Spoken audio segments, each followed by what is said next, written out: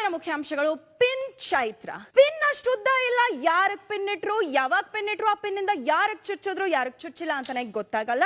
ಇವ್ರು ಯಾರಿಗೆ ಹಾಲು ಕೊಡ್ತಾರೋ, ಯಾರಿಗೆ ಹಾಲವನ್ನ ಕೊಡ್ತಾರೋ ಅದನ್ನು ಗೊತ್ತಾಗಲ್ಲ. ಇವರು ಯಾರ ಜೊತೆಗೆ 4 ದಿನ ಚೆನ್ನಾಗಿ ಇದ್ಕೊಂಡು ಚೆನ್ನಾಗಿ ಮಾತಾಡ್ತಾರೋ ಅವ್ರಿಗೆ ಈ ಬಿಗ್ ಬಾಸ್ ಮನೆಯ ಗೇಟ್ ಅಂತೂ ಓಪನ್ ಆಗೋದಂತೂ ಖಂಡಿತವಾಗ್ಲೂ ಗ್ಯಾರಂಟಿ. ನಕಲಿ ಮಂಡೋದರಿ ಸಿಗೋರ್ಗೆಲ್ಲ ಅಣ್ಣ ಅಂತಾರೆ.